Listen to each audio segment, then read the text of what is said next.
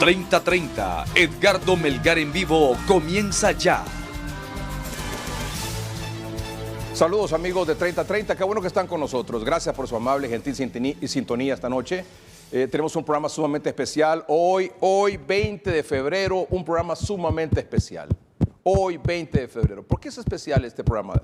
Porque el 18 de febrero, este programa cumplió 26 años. Así como lo aparece ahí en ese rótulo en la esquina inferior derecha de sus pantallas.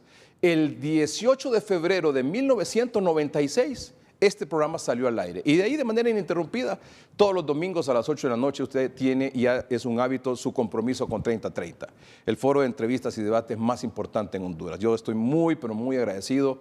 En primer lugar, con la empresa que nos ha aguantado tanto por estos años, por los invitados que acceden a venir aquí al programa, y son al final quienes hacen el programa, en efecto. El prestigio, la credibilidad del programa lo hacen los entrevistados, y que un domingo en la noche no es fácil dejar la tranquilidad, la paz de su hogar, de un domingo, de un día de descanso, para venir a un programa, muchas veces a debatir en circunstancias a veces difíciles. Pero estoy sumamente agradecido por eso, y también, por supuesto, a todos y todas nuestras amables televidentes. Estoy muy, pero muy profundamente agradecido por su amable y gentil sintonía de todos los domingos. Y para esta noche tenemos 3 segmentos. Más adelante, por supuesto, vamos a hablar del tema COVID. Más adelante. Ya está aquí en el estudio el abogado Carlos David Calix Vallecillo, a quien yo lo saludo aquí. Abogado, mucho gusto. Buenas noches, licenciado Ricardo. Gracias por venir, abogado. Un placer. Ya vamos a hablar con el abogado y notario con diploma de especialización en Derecho Constitucional y Ciencias Políticas. Con el abogado Carlos David Calix Vallecillo vamos a hablar sobre el tema de extradición en tan solo unos minutos. Pero antes quiero presentarles a ustedes a mi primer invitado de esta noche.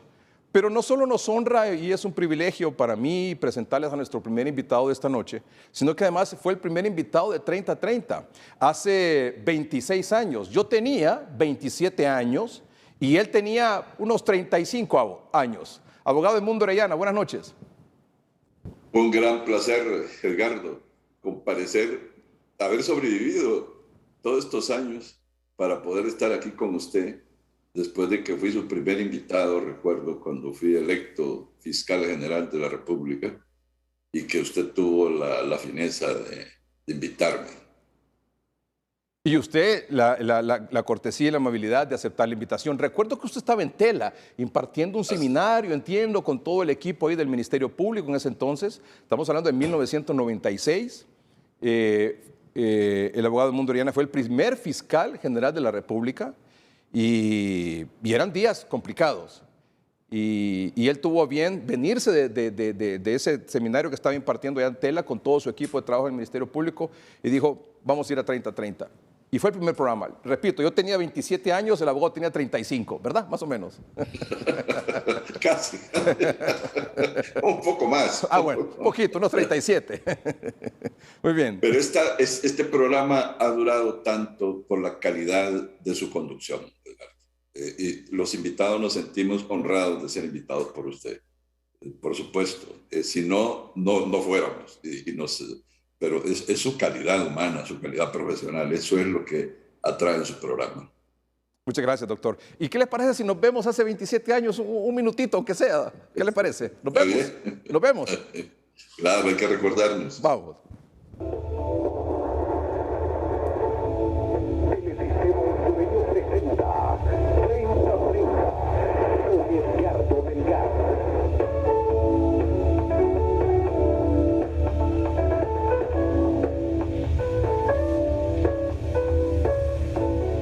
Amigos, gracias por estar con nosotros en la inauguración de este programa que es de ustedes en realidad. 3030, Edgardo Melgar en vivo. Estamos completamente en vivo a través de Canal 3 en Tegucigalpa y 7 para la zona norte del país con la ciudad principal, por supuesto, San Pedro Sula. Les damos las gracias por acompañarnos en esta educación y estamos seguros que este programa de 1 hora de duración, pero que se divide en 2 temas totalmente diferentes de 30 minutos de duración cada uno, va a ser de su agrado y va a merecer su atención durante estos próximos minutos. Recuerde que en este programa usted puede llamar y participar haciendo sus breves comentarios y sus preguntas directas con solo marcar el 32 70 74. Sin más preámbulo, iniciamos esta noche 30-30 Edgardo Melgar en vivo. Para eso quiero agradecer de antemano la presencia de nuestro primer invitado, nada más y nada menos el abogado Edmundo Orellana, fiscal general de la República. Abogado, gracias por aceptar nuestra invitación y estar en la inauguración del programa de hoy. No, gracias a ustedes, me siento muy honrado que me haya seleccionado para participar precisamente en la apertura del programa, que seguramente será un éxito. Usted es un periodista reconocido, de mucho profesionalismo y seguramente será un triunfo más en su carrera. Muchas gracias por sus palabras, abogado. ¿Qué le parece, abogado Edmundo Orellana? Ajá. Mire que nos dio suerte su participación. Mire, gracias, abogado. No, gracias a usted por haberme incorporado a la historia, a salir en el primer programa. Así es. De su importante presentación de 30 y 30. Sí. Y el abogado dijo una palabra clave. Hemos sobrevivido, dijo el abogado Edmundo Orellana, y tiene muchas razones para decirlo. Primero, pues 26 años es mucho tiempo, se dice fácil, pero es mucho, mucho tiempo. Y además de eso, el abogado Edmundo Orellana recientemente estuvo con COVID. Yo les he dicho que más temprano que tarde, todos eventualmente vamos a pasar por eso. Esta nueva variante Omicron es sumamente fácil de transmitir de una persona a otra. Uno nunca se da cuenta ni cuándo, ni dónde, ni cómo, pero se transmite a la velocidad de un rayo. Y eventualmente, vacunados y no vacunados, nos vamos a contagiar. Y todo va a depender de si estamos... ¿Qué es lo que va a pasar? Va a pasar bien o mal, de acuerdo si usted tiene las 3 dosis, no tiene ninguna dosis, 1 o 2 dosis. Y luego buscar la atención médica rápido y comenzar rápido el tratamiento también. Y si usted tiene 3 dosis y hace eso, reacciona rápido, pues le va a ir bien. Y al abogado Edmundo Orellana le fue muy bien, damos gracias a Dios por eso, él se ha recuperado, le bromeaba hace unos minutos que se mira más bien más rejuvenecido. Yo quisiera brevemente, abogado Edmundo Orellana, si me lo permite, sé que es un asunto muy personal, que usted pudiera compartir con nuestros amables televidentes su experiencia.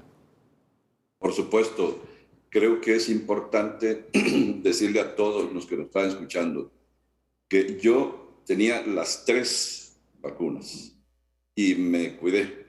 Me confiné, estaba confinado y cuidándome, pero un descuido de una reunión familiar, ahí fui contagiado. Y no obstante esas 3 vacunas, estuve muy mal, realmente muy mal. Y afortunadamente tuvimos la presencia de un gran médico. Fíjese, Edgardo, que hoy hay 2 tipos de médicos. Hay un médico que ve al enfermo como cliente, y hay un médico que ve al enfermo como paciente. Ahí me tocó un médico que me vio como paciente. No me conocía, simplemente dijo que era necesaria su presencia, incluso me atendió en mi casa, porque yo no estaba dispuesto a ir a ningún hospital. Ya sabe lo que es ir a un hospital, ¿no? A raíz de que privatizaron la salud, ir a un hospital es prácticamente quedar en la calle y dejar a la familia desamparada, y de todas maneras se muere la gente. Entonces, el doctor Ricardo Rodas se llama, creo que vale la pena mencionar. Claro. Que es un gran médico. Y me llegó a atender, pero no fue un trato especial. Él trata a todos sus pacientes así, los va a ver a su casa. Todos los que tienen COVID los va a ver a su casa. Muchas veces llegaba a muy altas horas de la noche porque no tenía tiempo. Él andaba visitando a sus pacientes. Imagino que son muchos los médicos que hacen eso, Melgar. Pero quiero destacar algo. Esa labor que usted hace desde su programa y que lo hace también hoy mismo, continuamente, invitando a la gente a que participe en los programas de prevención, a que se vacune, a que se cuide y traer las informaciones de última noticia en relación con la enfermedad, y que lleva profesionales distinguidísimos con mucho conocimiento y que nos informa muy bien. Eso ha sido importantísimo para la población. Al menos a mí me ha servido mucho, porque la información que yo obtuve de su programa me sirvió incluso para cuidarme y también para tratarme después. De manera que usted ha hecho una gran labor y la sigue haciendo, porque esta pandemia sigue. El problema es que usted recientemente en el programa previo decían que se estaban llenando los hospitales en San Pedro Sula de enfermos de COVID. Bien, es un rebrote. Vamos a estar permanentemente conviviendo con esto.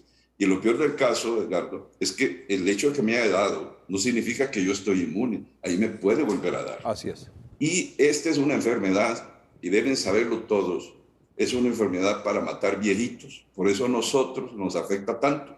Toda mi familia, que es mucho menor que yo, salió bien, porque todos salimos contagiados. El único que quedé con problemas fui yo, y con problemas muy serios. Incluso las secuelas se tardaron mucho en superarse.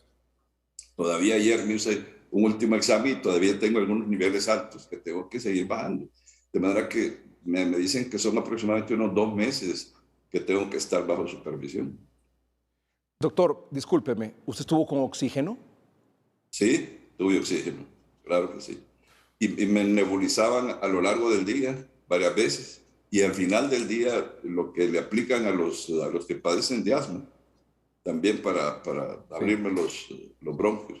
O sea, de manera que estuve muy mal, sí, claro que sí. Pero en su residencia. Todo eso lo experimenté. ¿En su casa? ¿Perdón? En su casa. En mi casa. Sí, sí. En mi casa. Sí. Y me imagino que el abordaje que usted tuvo fue con diferentes medicamentos, no solo fue con uno, porque esto Sí, hay que verlo de diferentes ángulos, ¿verdad? Porque un medicamento por sí solo no cura, de hecho no existe, pero tampoco resuelve, sino que los médicos dicen un abordaje de multimecanismo, ¿verdad? Sí, porque este virus ataca el sistema, Exacto. el sistema orgánico, y ese es el problema. Entonces, si los médicos no tienen claridad en eso y lo abordan solo como una afección pulmonar, entonces pasa lo que pasó originalmente, que hasta los italianos hicieron autopsias, se enteraron de que la cuestión era mucho más complicada que eso.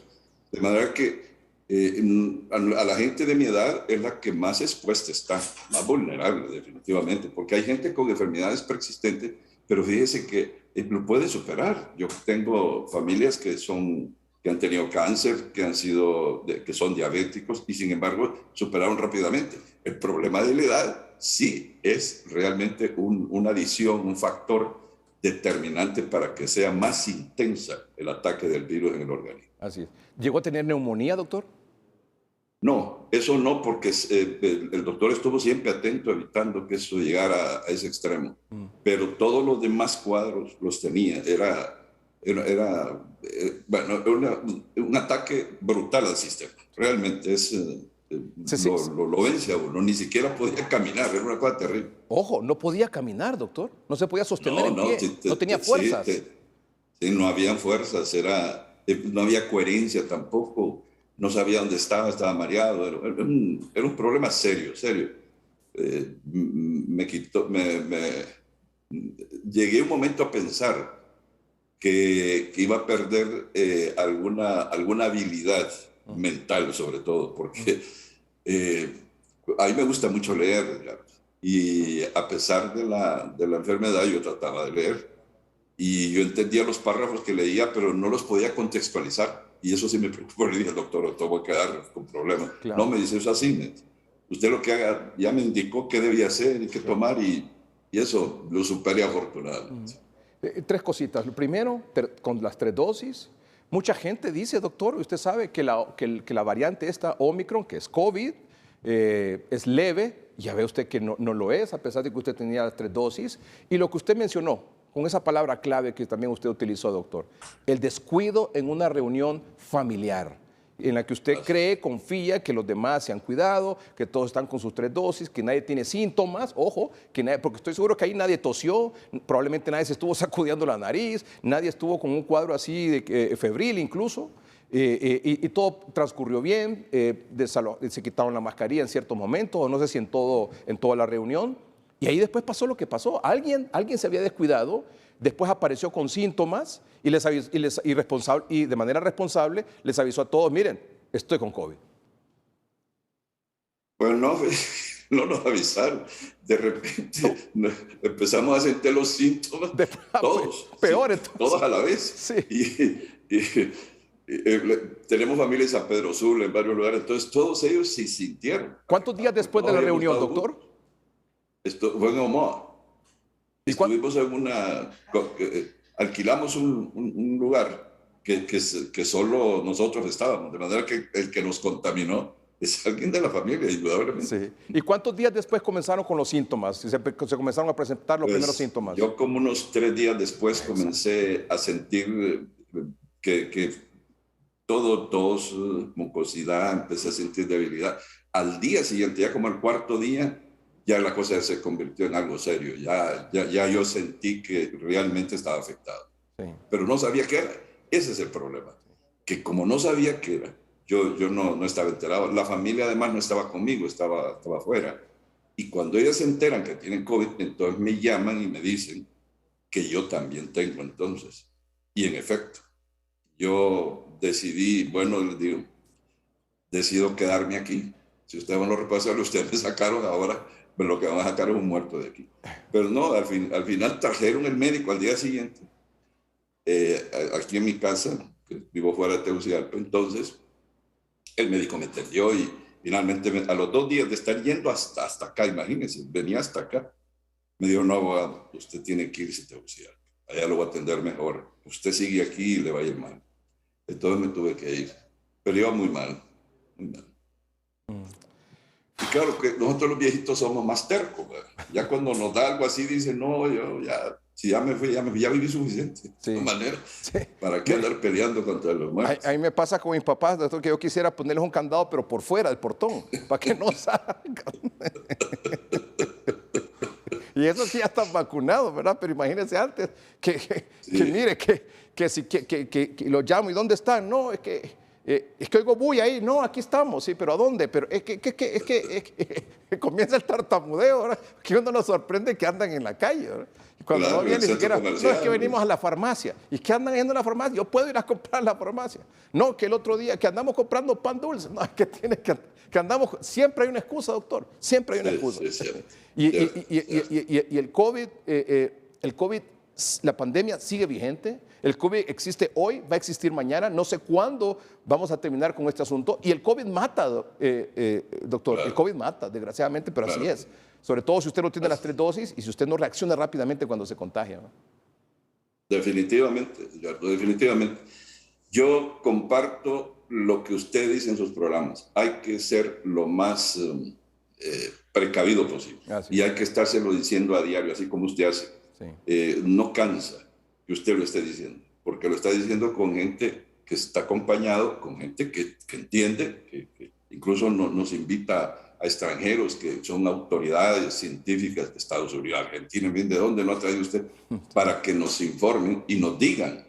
Ese es un esfuerzo adicional de alguien que tiene un compromiso con su población, con su sociedad, para evitar que hayan más muertos. Así es, así es. Porque hemos tenido un sistema de salud en el pasado que se descuidó, un sistema de salud que se entregó a la empresa privada, un sistema de salud que fue saqueado, el Seguro Social fue saqueado el Ministerio de Salud y el Instituto Hondureño de Seguridad Social. Todo eso ha repercutido, es parte de la gran crisis que hay en el país y la gran cantidad de muertos no solamente es por la pandemia, es por el hecho de que estas instituciones no fueron capaces de atender debidamente porque las habían saqueado. Así es, señor. Así es, doctor. Así es. Doctor, no sabe cuánto nos alegramos que se haya recuperado. ¿Usted y su familia están bien? Todos estamos bien, gracias, Edgardo. Todos, afortunadamente. Gracias. ¿Cuándo se incorpora ya a sus funciones como ministro? Déjeme decirlo, si estoy bien o me corrige. Ministro asesor en transparencia y lucha contra la corrupción. ¿Así es, señor? Así es, así es. ¿Cuándo se incorpora? Pues mire,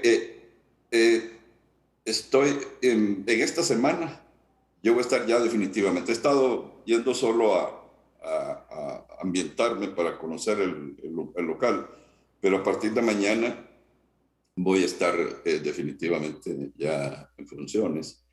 Y bueno, y a imponerme de lo que vamos a hacer, de cómo lo vamos a hacer y desde luego en el tiempo que tenemos que hacerlo, porque ya no hay tiempo. Este tema de la prevención, porque sobre todo esta es una oficina para prevenir, no para buscar lo que hubo, no, es para prevenir, para evitar que haya cosas irregulares en el manejo de los recursos del Estado, dentro del Poder Ejecutivo, ¿verdad? Y eso es decir que nosotros no tenemos nada que ver con el Poder Judicial ni con el Poder Legislativo, no, es estrictamente dentro de la Administración Central. Y en eso, pues, lo que vamos es trabajar lo más posible, vamos a establecer convenios y vasos comunicantes con organismos como el CNA, por ejemplo, que es tan importante en esta tarea, con el mismo Ministerio Público, particularmente con Luferco, que Luis Javier Santos es un ejemplar modelo de fiscal que tenemos en el país, ¿verdad? Y ojalá que podamos tener apoyos científicos como el invitado que usted tiene ahí, don Carlos David Cáliz, que es uno de los grandes juristas que tiene Honduras y jóvenes, que no es que son una promesa porque ya han hecho cosas, ha sido magistrado en la Corte Suprema de Justicia, está haciendo cosas y es un gran profesional, es una de las personas que yo admiro profundamente. ¿Le puede contestar? Maestro, Claro. Aquí estamos. un placer y un honor saludar al doctor Ángel Mundo Orellana Mercado, nuestro querido maestro, felicitarle y desearle éxitos en estas nuevas y altas responsabilidades y nos congratulamos, nos alegra que sea recuperado en su salud para iniciar ya con nuevo brío, ¿verdad? Esa tarea, ¿verdad?, que tiene por delante. Un placer y un honor, querido maestro. Gracias, Carlos David, es usted muy amable, muy gentil por sus deseos. Y claro, este es más que un privilegio, es una responsabilidad. Es una responsabilidad porque ya al final de mi vida, en el crepúsculo de mi existencia, se me da la oportunidad de participar en una actividad muy similar a la que participé cuando era fiscal, nada más que con otros matices y con otra perspectiva. Sobre todo porque entiendo que voy a participar activamente en el diseño y en las negociaciones y en la implementación de la CICI, que es tan importante para el país, y que seguramente voy a tener el apoyo de la señora presidenta. Que una de las cuestiones que me animó a aceptar, Edgardo y Carlos David y pueblo hondureño que nos escucha, es porque yo conozco a la presidenta y sé que es una persona coherente en sus ideas, es una persona decidida, es una persona firme, que lo ha demostrado en este poco tiempo que ha fungido como presidenta, pero sobre todo que tiene un compromiso con el país, está decidida a llevar a cabo lo que se ha propuesto. Lo demostró con el cumplimiento del convenio, del compromiso que había hecho en el Congreso Nacional. Arriesgó todo por cumplir con un convenio en donde había comprometido su honor y su palabra. Eso solo hacen las personas de altísimo nivel, de una gran dignidad. Ella y su esposo, desde luego, que fueron los que estuvieron siempre en primera línea. Y particularmente porque el pueblo hondureño la ha legitimado con más de 1.700.000 votos, que en la historia de Honduras nadie lo ha tenido. Y eso es suficiente para acompañarla en una empresa como esta, en una misión tan importante como esta, y particularmente en un tema como este, que va a causar mucho escozor, definitivamente. Pero que justamente por causar escozor, yo confío en que voy a tener el apoyo incondicional de la presidenta para que podamos contribuir a que su gobierno sea ejemplar en transparencia y en rendición de cuentas, que es lo más importante. Mire, qué bien esto, ¿verdad? Es decir, ¿qué nombramiento más importante como del doctor Ángel Mundo Orellana en un puesto de transparencia y lucha contra la corrupción, iniciando un gobierno para que haya transparencia y no haya corrupción en ese gobierno?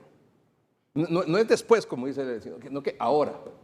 Sí, es que se requiere, o sea, la persecución penal, desde luego, es muy importante. Claro. Pero la prevención tiene mucha importancia. Así. ¿Por qué? Porque antes, por ejemplo, lo que tiene que ver con la transparencia, ¿verdad?, en la gestión de los recursos públicos. O sea, cómo prevenir, porque a veces combatir resulta más complejo, haciendo un símil con el tema de la medicina. Así es. Prevenir mejor antes que luego tener que combatir la enfermedad a veces requiere unos costos a veces mucho más grandes. Así es. Bueno, doctor, de nuevo felicitaciones por su nombramiento, éxitos, estoy seguro que le va a ir muy bien, doctor. Sígase cuidándose, por favor, más de lo que se cuidaba antes, por favor. Lo queremos sano, salvo, fuerte, ¿verdad?, lúcido, bien, con todas las fuerzas para hacerle frente a este nuevo proyecto de vida profesional. De nuevo, muchas gracias, doctor. Y siempre mi respeto y cariño especial. Un saludo, distinguido maestro. A nuestro primer invitado de esta noche y el primer invitado de 30-30, el 18 de febrero de 1996, el doctor Edmundo Orellana. Muchas gracias, doctor. Gracias a usted, Edgardo, y desde luego reiterarle mi cariño y mi respeto igualmente, a don Carlos David, maestro. pero también decirle que yo espero que también celebre otros 26 años, solo que en ese momento yo creo que no lo voy a acompañar.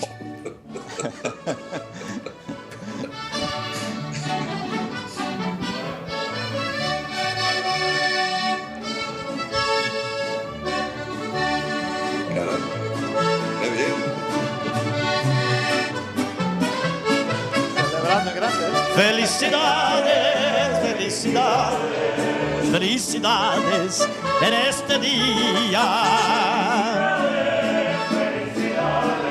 Que tengas dicha toda la vida. Venimos todos junto a ti para desearte lo mejor, para cantarte esta canción y estrecharte con calor. Recibe felicitación en esta ofrenda musical que lleva todo el corazón en un cantar. Felicidades en este día. Que tengas dicha toda la vida.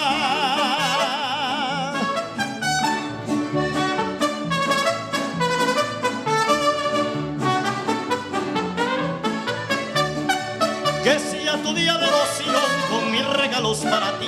Que brille mucho más el sol, que estés alegre de vivir, que para siempre estés aquí, que cumplas muchos años más y nunca dejes de escuchar este cantar. Felicidades, felicidades, felicidades en este día. Felicidades. Que tengas dicha toda la vida.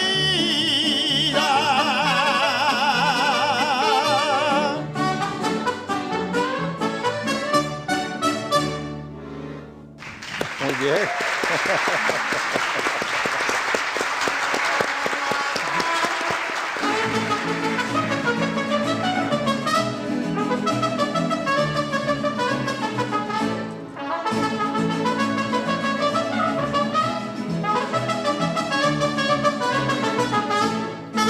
Dios bendiga este día venturoso y bendiga la perla que adoró. Hoy los ángeles cantan en coro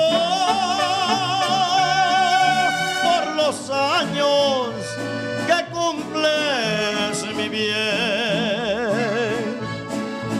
Las estrellas se visten de gala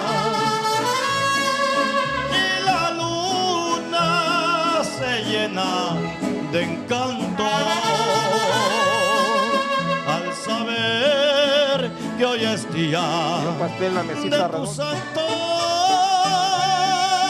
Dios te guarde 1000 años en mi bien.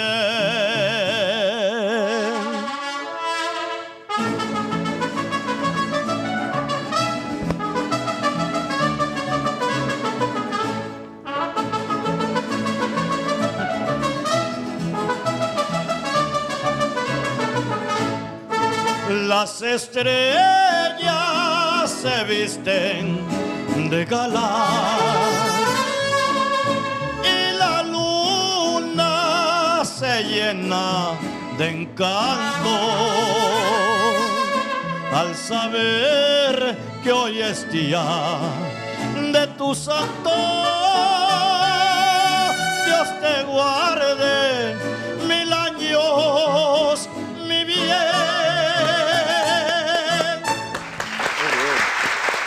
Muchas gracias. Muy amable. Muchas gracias, muy amable. Muchas gracias. ¿Cómo está, oficial Cuello? Un placer, licenciado Edgardo Melgar. Nuestras Fuerzas Armadas se suma Como a las siempre, muestras de felicitación. como siempre vienen y siempre me sorprenden. Así es. Siempre me agarran en curvas. Qué bárbaro, Sí. son unos bandidos. Nuestras Fuerzas Armadas se suma a las muestras de felicitación de 26 años de estar informando al pueblo hondureño de forma objetiva y profesional y con instrucciones del señor jefe del Estado Mayor Conjunto, mi contraalmirante, don José Jorge Fortín Aguilar. También nos sumamos, ¿verdad?, a esta fecha especial, siempre un representativo de nuestro ejército, nuestra Fuerza Aérea y nuestra Fuerza Naval.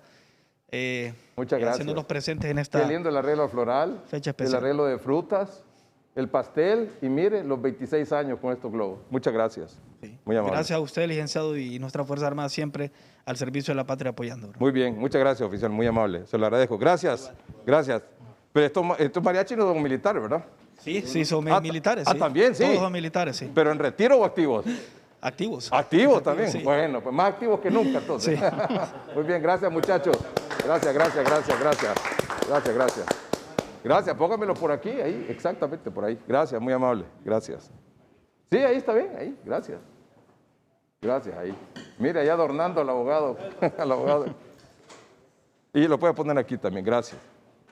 Mire, abogado Mundo Orellana, no solo estamos celebrando hoy 30-30, estamos celebrando la vida. ¿Sí o no, abogado Mundo Orellana? La vida. Hay que celebrar la vida también. Porque la vida es tan corta, es tan limitada, es tan efímera que cuando menos acordamos se nos fue, doctor. Se nos fue. Así es. Por eso, carpe diem. Vivamos el momento, doctor. Así de sencillo. Así es. Tiene razón. Así Tiene razón. Así es. Eso es lo que debemos hacer permanentemente. Así es. Doctor, de nuevo, muchas gracias. Muy amable. Gracias Éxitos. a usted. Buenas Gracias. noches. Buenas noches. Muchas Gracias. felicidades. Bueno, vamos a un corte comercial, ¿verdad? Después de estar aquí mariacheados. Ya regresamos. Esta noche nos acompaña, como le habíamos anunciado aquí, el abogado Carlos David Calix Vallecillo. Con él vamos a abordar el tema de la extradición. El abogado Carlos David Calix Vallecillo es abogado y notario, con diploma de especialización en Derecho Constitucional y Ciencias Políticas, extendido por el Centro de Estudios Constitucionales de Madrid, España, y doctor en Derecho por la Universidad Complutense en Madrid. Es autor del libro El blanqueo de capitales en el Código Penal Español, coautor de los libros Temas de Derecho Penal, libro homenaje a José María Palacio Mejía, y Blanqueo de capitales, fuente de dinero negro, panorama jurídico iberoamericano, temas constitucionales. Ha publicado artículos en revistas jurídicas especializadas de Honduras, Brasil, México y España. Se ha desempeñado en diversos cargos como funcionario judicial de carrera, iniciando en el cargo de archivero y concluyendo como magistrado de la Sala de lo Penal de la Corte Suprema de Justicia. También se ha desempeñado como asesor jurídico y coordinador de la Escuela de Formación del Ministerio Público Orlan Arturo Chávez y ha ejercido como docente en programas de grado y posgrado en la Universidad Nacional Autónoma de Honduras, Universidad Tecnológica de Honduras y Universidad Sergio Arboleda de Colombia. Muchas gracias por estar con nosotros, abogado. Es la primera vez que viene a 30-30. Nos honra con su presencia. Muchas gracias, licenciado. Y permítame la licencia de felicitarles por el 26 aniversario del programa 30-30, este programa de debate y de divulgación de muchos temas de interés nacional, ¿verdad? Muchas gracias. Y un saludo igualmente para toda la teleaudiencia, ¿verdad? Tanto dentro como fuera del territorio nacional. Muy bien, muchas gracias. Bueno, aquí tengo el tratado de extradición entre la República de Honduras y Estados Unidos. O sea, quien va a hablar hoy sobre este tema es una autoridad para hablar sobre eso. Es más, ya fue juez natural, así fue, ¿verdad? Ya fue juez natural en una solicitud de extradición aquí en Honduras. O sea, tiene la experiencia de haber abordado ese tema. Y lo conoce al dedillo, quizás como nadie. Y el Tratado de Extradición de la República de Honduras y Estados Unidos es del 15 de enero de 1909. Y luego hay una convención adicional que fue de febrero 21 de 1927. Aquí están ambos, ¿verdad?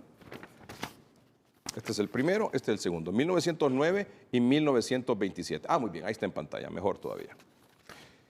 La primera pregunta, abogado. Cuando un país, en este caso Estados Unidos, que ha solicitado 32 extradiciones de hondureños hacia Estados Unidos, cuando un país como Estados Unidos solicita la extradición, generalmente en estos casos por narcotráfico y otros delitos, nosotros aquí en Honduras hemos llegado a pensar, a creer, que si están siendo solicitados allá es porque aquí también cometieron ese mismo delito y que aquí ni el Ministerio Público ni el Poder Judicial hicieron su trabajo y que por lo tanto el sistema aquí fracasó. ¿Esa es una correcta conclusión? Bien, la extradición en realidad, o las solicitudes de extradición, ya sea de Estados Unidos o de otros países, pues responden, hay que enfocarlo a una realidad, y es que ciertos delitos tienen un carácter transnacional, es decir, se realizan en diferentes territorios. El cultivo de coca puede realizarse en la selva de Ecuador, ser transportada hasta Colombia para procesarlo como cocaína y luego trasladada a un país centroamericano como Honduras, Guatemala, El Salvador, transitar hasta México y llegar esa droga para su distribución dentro de los Estados Unidos. Entonces, existen ciertos delitos propios de la criminalidad transnacional en que el mecanismo de la extradición resulta muy útil y muy importante en el combate de estos delitos. Sin duda que en los sistemas judiciales, el sistema de justicia penal requiere fortalecimiento. Eso yo creo que hay un consenso, ¿verdad? Pero el mecanismo de la extradición no necesariamente implica un fracaso, sino que es un mecanismo, repito, de cooperación de carácter internacional que muchos países del mundo pues lo tienen hoy en día. Abogado, este tratado de extradición entre Honduras y Estados Unidos establece 21 delitos por los cuales una persona puede ser solicitada en extradición. Y uno de esos delitos, que es en el convenio de 1927, no en el original de 1909, es el que se refiere a delitos contra las leyes para la supresión del tráfico de productos narcóticos. Eso es narcotráfico. Así es. Recordemos que este tratado, la Convención Adicional de 1927, quizás utilice una terminología que ya no es tan usual hoy en día, pero se refiere a delitos relacionados con el tráfico de drogas, que en aquel tiempo no tenía la dimensión de hoy en día. Sin embargo, para aclararle al auditorio, existen otros convenios posteriores, la Convención de Viena de 1988 y la Convención de Palermo. En estas convenciones, muchos estados del mundo se comprometieron de que delitos comprendidos en estas convenciones, incluyendo el tráfico de drogas, el lavado de activos, entre otros, se incorporan a los tratados bilaterales o multilaterales de extradición ya existentes. Ahí incluye entonces... Exactamente. El narcotráfico y lavado de activos. Exactamente. En esa época... Porque el lavado de activos no está aquí. Exactamente. Muchos se preguntarán, ¿cómo es que se le ha dado trámite a solicitud de extradición por lavado de activos cuando en el convenio no aparece? No aparece. Dentro de los 22 delitos por los cuales una persona puede ser extraditada de Honduras a Estados Unidos, no aparece el lavado de activos. Así es. Pero existe la Convención de Viena de 1988, la Convención de Palermo del año 2000, que ya incorporan, Honduras es parte de Estados Unidos también, incorporan ese precepto de que esos delitos se pasan a incorporar el catálogo de delitos de convenios preexistentes de extradición, ya sea bilaterales o multilaterales. Como el caso de Estados Unidos con Honduras. Como el caso del tratado de Estados Unidos con Honduras. Muy bien. El artículo 6 de este tratado de extradición dice: si el criminal evadido cuya entrega pueda reclamarse con arreglo a las estipulaciones del presente convenio se halla actualmente enjuiciado, libre confianza o preso por cualquier delito cometido en el país en que buscó asilo o haya sido condenado por el mismo, la extradición podrá demorarse hasta tanto que terminen las actuaciones y el criminal sea puesto en libertad con arreglo a derecho. Es decir, cuando se habla de que esté actualmente enjuiciado, significa que tenga un proceso en curso, que haya tenido un requerimiento fiscal, o sea, que haya sido acusado en los tribunales de justicia y que entonces, por ese delito que ha sido procesado, tenga juicio. Así es decir, Cuando el tratado bilateral entre Honduras y Estados Unidos se refiere a enjuiciado, hace alusión a que previamente se ha ejercido la acción penal, en este caso, si son delitos de carácter público, por el Ministerio Público. Entonces, para considerarse enjuiciado, tiene que ser el proceso penal radicado ante el juez o tribunal competente.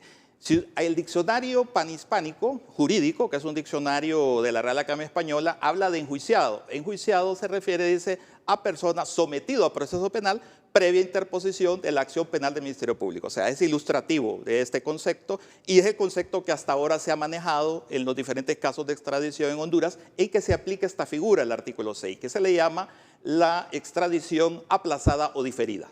En aplazada o diferida. Esto significa que una persona que tenga un proceso en los tribunales de justicia, producto de un requerimiento fiscal o una acusación en los tribunales, no puede, y es solicitada en extradición, no puede ser extraditada. No puede ser extraditada hasta que esta persona, dice el convenio de extradición, haya sido puesta en libertad. Sí. Es decir, haya cesado ese proceso, ya sea porque ha sido condenado, ha cumplido la condena o porque ha resultado absuelto. Veamos dos casos con respecto a este tema.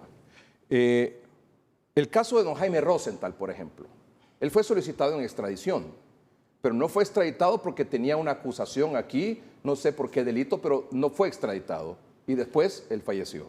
Así es, el ciudadano Jaime Rosenthal Oliva, que en paz descanse, efectivamente al momento que se solicitó la extradición tenía pendiente 2 causas penales radicadas ante órganos jurisdiccionales de la República y en el ínterin se dio la circunstancia de que no se falleció estando en curso estos procesos penales. Por esa razón no se otorgó la extradición en aquel momento cuando fue solicitada por los Estados Unidos de América. En el caso que don Jaime Rosenthal no hubiese tenido un proceso judicial en marcha, no hubiese tenido una acusación por X o Y delito, ¿se pudo haber extraditado? Pudo haber sido o no, ¿verdad? Porque requería un examen detenido de esa solicitud una vez que se recobrase la libertad, en caso hipotético que así hubiera sido. Entonces, pero no fue el caso, sino que o habiéndose presentado la solicitud de extradición, no se concedió efectivamente porque estaban pendientes estos procesos. Porque aquí impera el principio de que la jurisdicción del Estado requerido, que en este caso es en Honduras, prevalece. Primero, solventar los procesos penales existentes en el país requerido, en este caso Honduras, para luego ya sí dar la posibilidad de la extradición. Por ejemplo, el exalcalde Arnaldo Urbina, que fue solicitado en extradición, pero aquí fue acusado, no sé. Tengo entendido, por lo que he leído, ¿no? Claro. De que efectivamente el caso del exalcalde de esa ciudad, de Lloro, tengo entendido, no se procede a la ejecución de la extradición en tanto que no culminen los procesos pendientes. No le puedo aseverar si hay condenas firmes, pero si lo hubieren en un caso de una persona solicitada en extradición hasta que cumpla la condena. Cabe esa posibilidad de la extradición. O sea que en el dado caso se cumple la condena y después... Así es, se puede proceder a la extradición. Se puede proceder a la extradición. Por ejemplo, y si una persona, estoy hablando del expresidente Juan Orlando Hernández, como trascendió mucho este tema de que si tenía una causa pendiente o si estaba enjuiciado o no estaba enjuiciado, si tenía un proceso o no, hablé con gente del Ministerio Público el viernes y les pregunté, y me dijeron, no, el Ministerio Público no ha presentado ningún requerimiento fiscal en contra del expresidente Juan Orlando Hernández. ¿Esto significa, en base a eso, que él puede ser extraditado? Lo que significa es que... según el artículo 6, mientras esté pendiente, o sea, de enjuiciamiento, una persona solicitada en extradición o esté libre bajo fianza, dice el artículo 6 del tratado, o también esté cumpliendo una condena, hasta que recobra la libertad, puede darse la extradición. En un caso en que no exista, entonces eso ya no es un obstáculo para impedir que el juez pueda declarar con lugar la extradición solicitada por el Estado requerente. Incluso el Ministerio Público podría tener investigaciones en curso y aún así no impediría la extradición.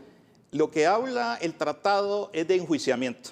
Una cosa es la denuncia, O sea, una persona puede ser denunciada ante el Ministerio Público y se puede realizar investigaciones, pero investigaciones que pueden durar mucho tiempo, hay casos que son muy complejos, puede durar muchos años, y al final inclusive dar lugar al archivo de una investigación. Entonces, el tratado lo que establece como un obstáculo para declarar o acceder a la extradición por parte del Estado requerido es un enjuiciamiento. De no haberlo, entonces no se presenta como un obstáculo para que el juez decida otorgar la extradición. ¿Ha ocurrido o puede ocurrir que se presente una solicitud de extradición y mientras ese proceso está en curso, de repente se presenta un requerimiento fiscal contra el solicitado en extradición por otros delitos cometidos aquí en Honduras? Hasta esta fecha realmente no conozco un caso en el que se haya alegado esa circunstancia posterior o sobreviniente. En el dado caso que ocurriera, ¿qué es lo que se privilegia?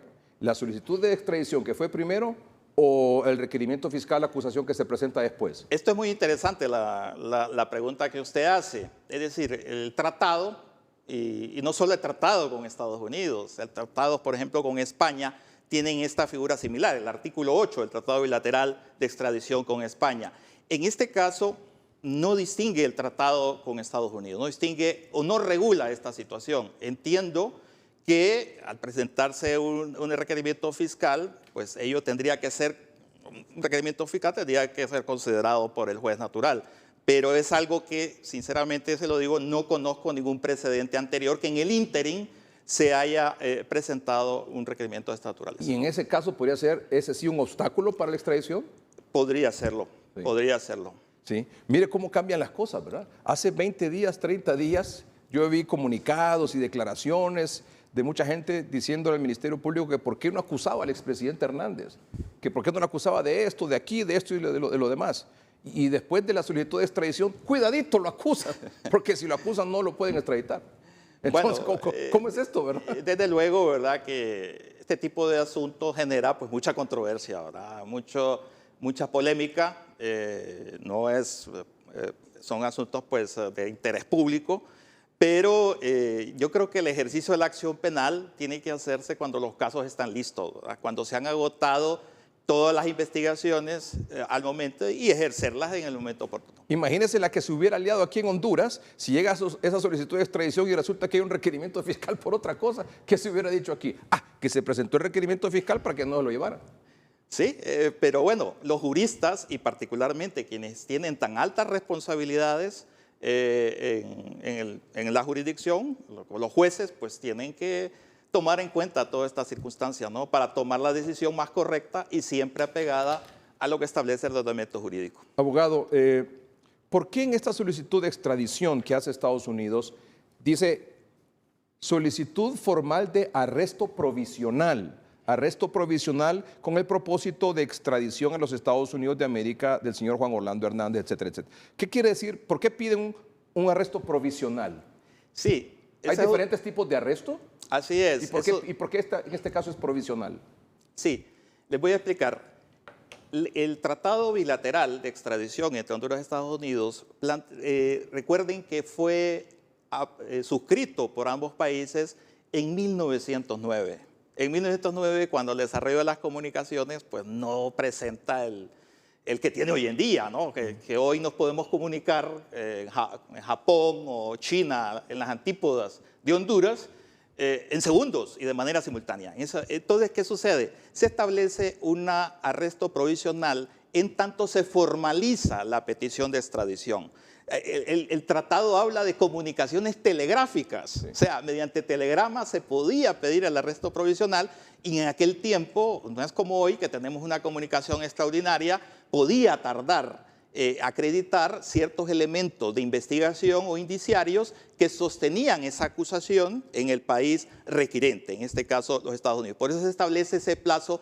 Se establece un plazo de 2 meses para que el Estado requiriente complete algunos elementos que sean necesarios para la formalización plena de la solicitud de extradición. He visto una solicitud del juez natural que conoce esta causa contra el expresidente Hernández, que envía al Ministerio Público preguntándole si hay alguna denuncia, si hay algún requerimiento, si hay alguna acusación en contra del expresidente Hernández. Y a su vez el Ministerio Público el viernes también emitió una circular a todas las fiscalías a nivel nacional haciendo esa misma consulta, si hay alguna acusación, si hay algún requerimiento, si hay algo en contra del expresidente Hernández. Esto se ha visto como, entiendo por la información que también obtuve el viernes al consultar sobre esto, que es un asunto meramente protocolario y que se ha seguido con los otros 32 extraditados también.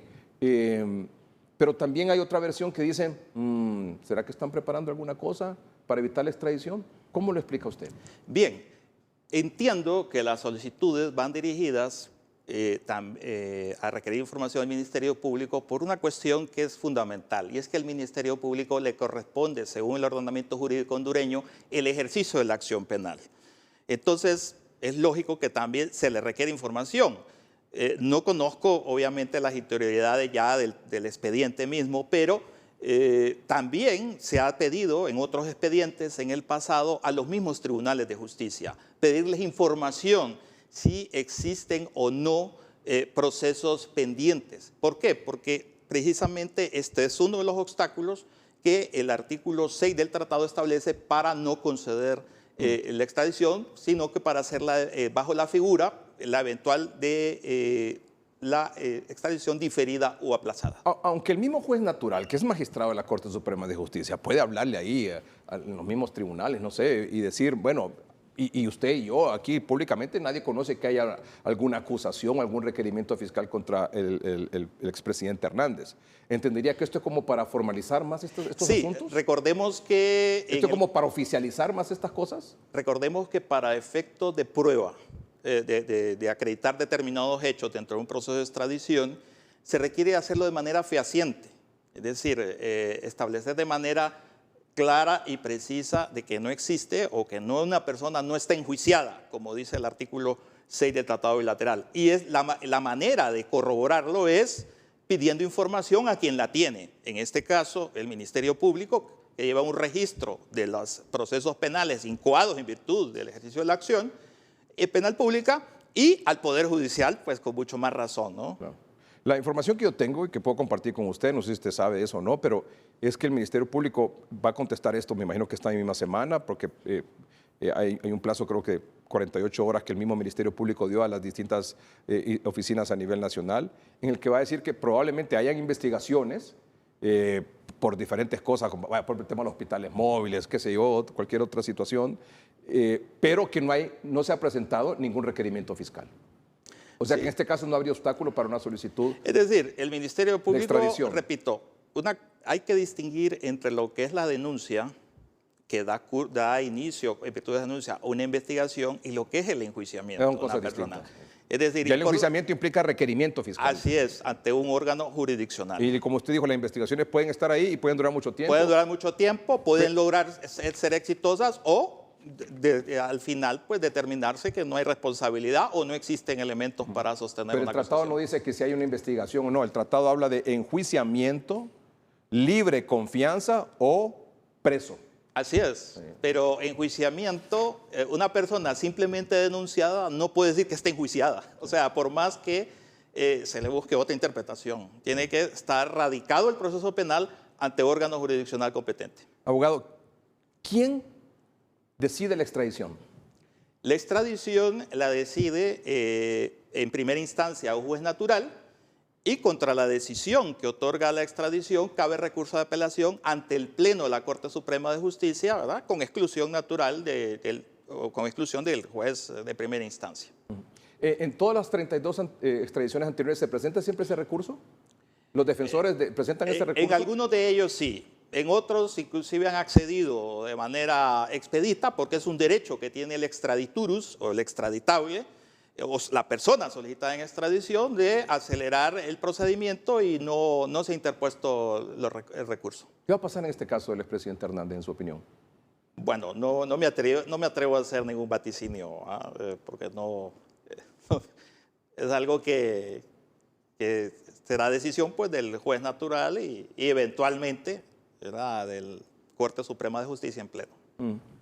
Pero creo que bajo los conceptos emitidos en su opinión, es decir, por usted, abogado, y lo que hemos visto de este tratado, pareciera que esa solicitud de extradición no tiene obstáculo. Es decir, mire, las posibilidades de que prospere una extradición pues son altas, ¿no? Atendiendo a la estadística. Atendiendo a la estadística, pues son altas. Recordemos que para en un tema de extradición lo que se refiere son mínimos elementos que se mencionan en la solicitud de extradición y que esos hechos sean delictivos en ambos países, ¿no? Hablamos del principio de la incriminación. Salvo que existan obstáculos, el mismo tratado lo dice. Imaginémonos que haya prescrito un delito del cual se le acusa a una persona solicitada en extradición, se puede alegar y eso da lugar a que no se conceda por algunos delitos, en cambio puede ser por otros, pero eso ya depende de cada caso en particular. El 16 de marzo es la segunda audiencia, es donde las partes presentan la defensa, su versión, y la parte acusatoria, los delitos, ¿así es? Esto es muy importante. Esto es muy importante y muy interesante también. Efectivamente, existe una audiencia de pruebas. Habla el auto acordado. El auto acordado ante ausencia de una ley de extradición, que es me parece a mí que es una necesidad en nuestro ordenamiento jurídico. La ley de extradición. Así es. Muy bien. Entonces, existe un auto acordado y establece que luego de la primera audiencia en que se le dan a conocer los cargos formulados a la persona solicitada en extradición, se celebra una segunda en la cual se propondrán las pruebas, ¿no? Pruebas, por ejemplo, repito, si hubiese algún delito que hubiese prescrito o alguien alegase que tal delito no está tipificado en ambas legislaciones o que por ese delito no puede ser extraditado una persona, entonces se puede presentar pruebas por parte de la defensa de la persona solicitada en extradición. El auto acordado habla inclusive de que los apoderados del Estado requirente pueden personarse. Sin embargo, hay que decirlo, no conozco yo ningún caso en que el Estado requirente haya designado a esos abogados. Por eso, yo insisto, se requiere una ley de extradición. Todos estos aspectos serían regulados de mejor manera mediante una ley, además con una norma de rango superior. O sea que el 16 de marzo lo que le van a leer es todos los delitos, lo que envía la solicitud de extradición, que los delitos tales y tales y tales. No es que llegan abogados de Estados Unidos ahí. No.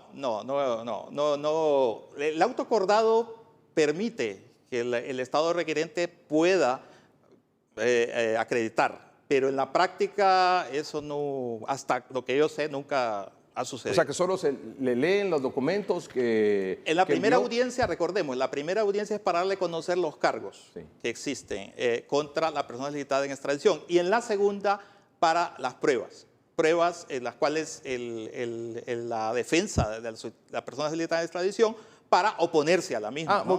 Perdón, entonces ya me aclaró.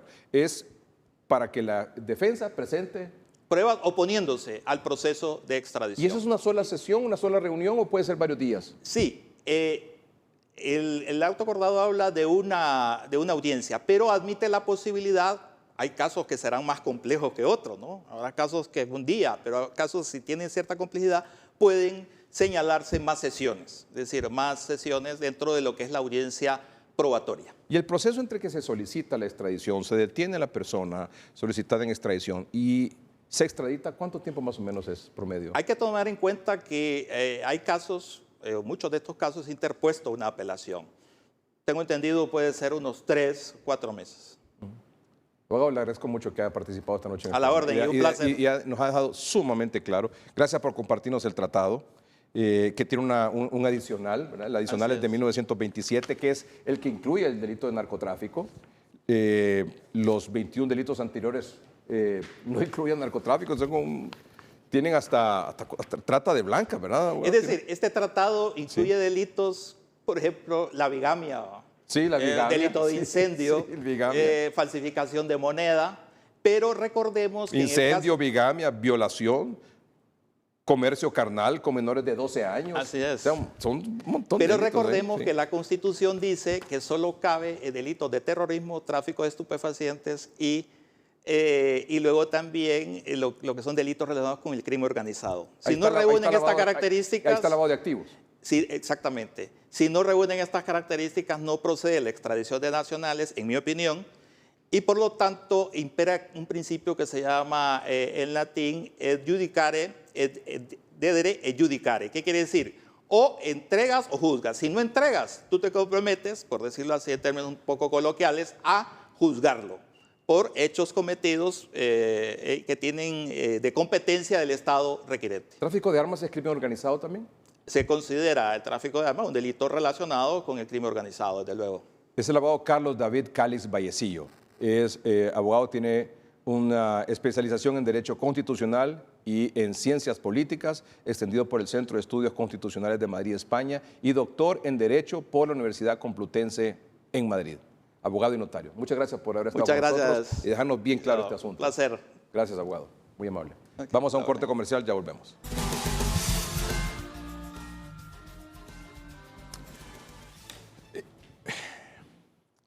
Bueno, no sé por dónde comenzar esta noche. Bienvenido, doctor Omar Videa. Buenas noches. Felicidades. Para que mire que lo cuido. Gracias, doctor. Doctor Miguel Sierra Homan, bienvenido. Buenas noches, Ricardo, y felicidades. No me lo había contado, ¿no? Pero felicidades, 26 años. Gracias. Muchas felicidades. Cuando yo comencé este programa tenía 27 años, usted tenía 40, ¿verdad? El doctor no había nacido todavía, creo yo. Muy bien. Tenía 26 en dólares, ¿verdad? No, 27 en lempiras. $26. No, 27 en lempiras. No. Bueno, mire, yo no sé si usted, amable televidente, en el transcurso de esta semana se ha dado cuenta de cosas sumamente trascendentales que ha ocurrido en Inglaterra, para empezar. Bueno, primero con la publicación en la Revista Internacional de Epidemiología. O sea, ya que usted tenga una publicación en una revista internacional de epidemiología de tanto prestigio como esta, que se publicó, por ejemplo, en el 21 de enero de este año, con el título Tratamiento precoz multidrogas del SARS-CoV-2 y la disminución de las tasas de letalidad en Honduras. Ya solo para tener esto, que se publicó en enero, ya esto es otra cosa. Ya estamos hablando de otros niveles. ¿Me puede poner eso aquí en pantalla, por favor? Sí. Ajá, muy bien. O me lo puede poner aquí, porque este es el otro. Este fue el primero, el del 21 de enero. Póngamelo aquí. Muy bien, ahí está, gracias. Esta es una publicación del tratamiento precoz multidrogas del SARS-CoV-2 y disminución de las tasas de letalidad en Honduras, en enero. Y ahora, el 17 de febrero, salió publicado esto. Se conoce la Alianza de Cuidados Críticos COVID-19 de primera línea que reúne a médicos, científicos, investigadores, especialmente de Estados Unidos y del mundo también. Y mire el título que pone esta publicación, que es producto de exposiciones que ha dado el doctor Omar Videa, el doctor Miguel Sierra Homan, el doctor Fernando Valerio, el doctor Oscar Díaz, sobre su abordaje temprano a pacientes COVID. Y mire cómo titulan estos médicos, palabra de ellos. Muchos expertos sugieren que si Estados Unidos hubiera seguido un curso similar al de Honduras, más de 500,000 de estadounidenses aún estarían vivos. Es una segunda publicación.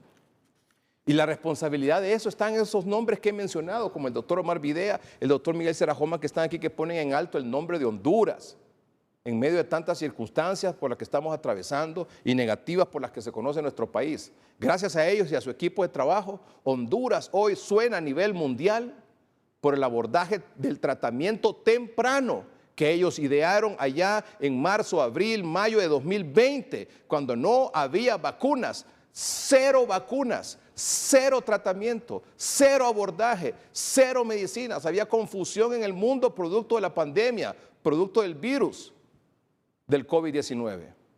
Y estos hombres y mujeres que integraron ese equipo se reunieron afanosamente para idear un multimecanismo, no solo un medicamento, sino que varios, que permitieran salvar vidas en Honduras. Sin vacunas, recuérdelo que somos de memoria corta, yo el primero, marzo 2020, abril 2020, mayo 2020. No teníamos nada. ¿Qué teníamos? Nada. Y estos hombres y mujeres se atrevieron a hacer lo que aquí nadie ha hecho y muchos cuestionan. Si volar riata por las redes sociales es facilito. Volar candela y decir que este hombre se enriqueció, que Miguel Serrajoma, que nosotros aquí vendíamos primero que equipos médicos, después que medicamentos, después que pruebas, después que teníamos laboratorio. Por favor, estupideces. Estos hombres se atrevieron a hacer lo que nadie, ni gremios, ni personas a título individual o profesional hicieron. Y es la verdad. Y lo digo yo, que he sido uno de los principales críticos del gobierno anterior durante 2 años por su mal manejo de la pandemia. Nadie me puede venir a decir a mí cuentos aquí. Nadie.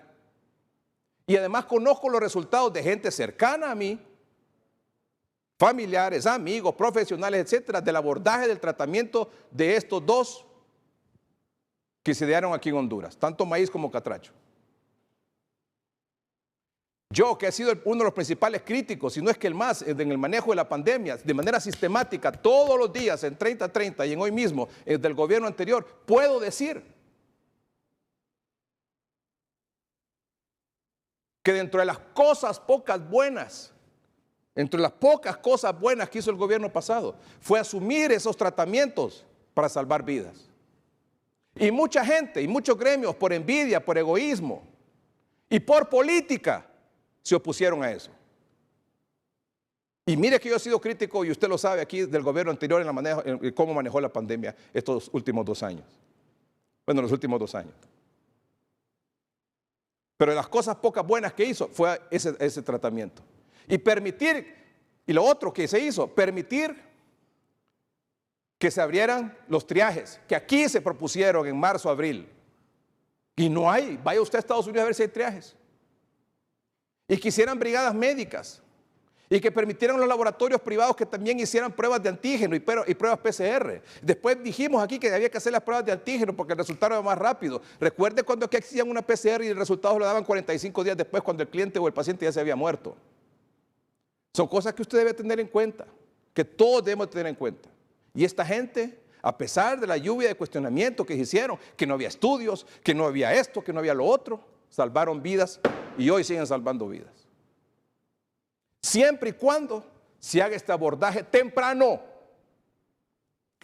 En esta última publicación, amable televidente, del 17 de febrero de ahorita, en 8 ocasiones, los gringos, estos especialistas, estos supermédicos, científicos, reconocidos a nivel mundial, en 8 veces hablan temprano, tratamiento temprano.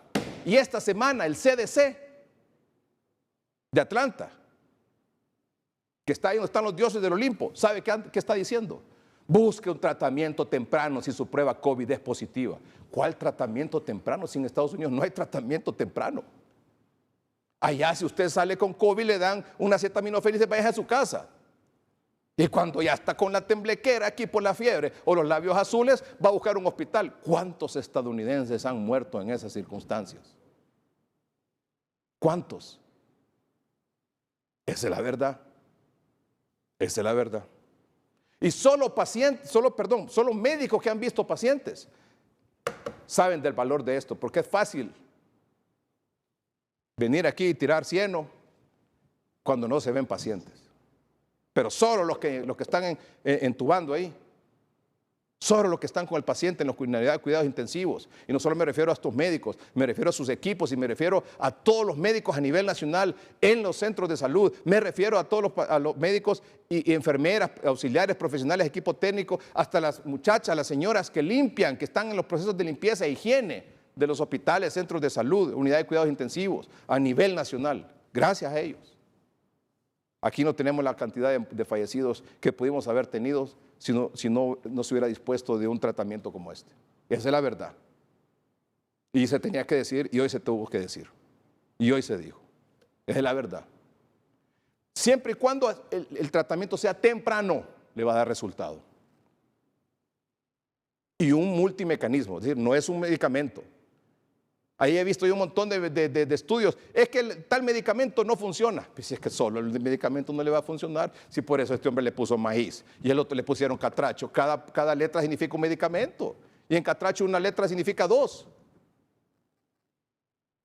Y hay el tiempo para darlo y la forma de darlo. Pero claro, si usted solo le da uno al paciente, ¿quién sabe? Y si se lo da tarde, peor. Vamos a una pausa comercial y yo quiero los comentarios de ellos.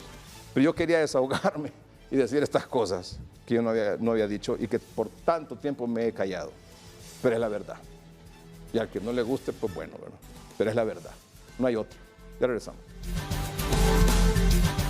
Nos llena de orgullo presentar una vez más, como tantos programas, al doctor Omar Videa, al doctor Miguel Serrajoma. Su comentario, doctor Omar Videa, de estas publicaciones que se han hecho y este reconocimiento a nivel mundial que se ha hecho de los tratamientos tempranos en Honduras. Bueno, tomamos ese reconocimiento y que lo compartimos con todos los hondureños, porque esto ha sido un logro de país, porque una estrategia, un abordaje, y más que un tratamiento, esto ha sido un abordaje integral que le ha permitido a la población tener y recibir un tratamiento según la etapa. Y ha sido a través del inicio, desde la enfermedad con el tratamiento maíz y sucesivamente según como fuese presentándose, porque no todas las personas se presentan en el primer día, en el segundo día de los síntomas, pero para cada uno de ellos hay una estrategia. Y cuando ya el paciente llega de manera tardía o está dentro de ese porcentaje que se complica, a pesar de los esfuerzos que hay en los tratamientos por sus sistemas inmunológicos, en el hospital estaba Catracho. Y vea que sin conocernos con este grupo inicialmente, tuvimos las primeras pláticas con la plataforma de lucha contra COVID-19, donde tengo que reconocer en esta noche a la doctora Elsa Paló, al doctor Tito Alvarado, al doctor Fausto Muñoz, al doctor Manuel Sierra, a la doctora Jacqueline Alger, que empezamos a reunir y empezar a estudiar las opciones. Y fue eso a finales de marzo, porque a finales de marzo la letalidad había comenzado a ascender. Pasamos de un 4.3% a un 8.9% y en la semana número 6 de COVID-19 en Honduras teníamos 17.2% de tasa de letalidad. La cosa estaba tremenda. Por cada 100 casos, 17 se morían. Esa era la realidad a las 6 semanas. Pues comenzamos a idear y conociendo esto, surgió Maíz como un acrónimo y comenzó a darle respuesta. Y según la etapa, pero hay una etapa hospitalaria. Ahí conocimos del tratamiento Catracho y sirvió esto como un complemento, uno con el otro. Y solo así se pudo descender la tasa de letalidad, porque de nada iba a servir que solo existiera el tratamiento maíz, y los que llegaban tarde, ¿cómo se iba para la letalidad? Se iban a morir.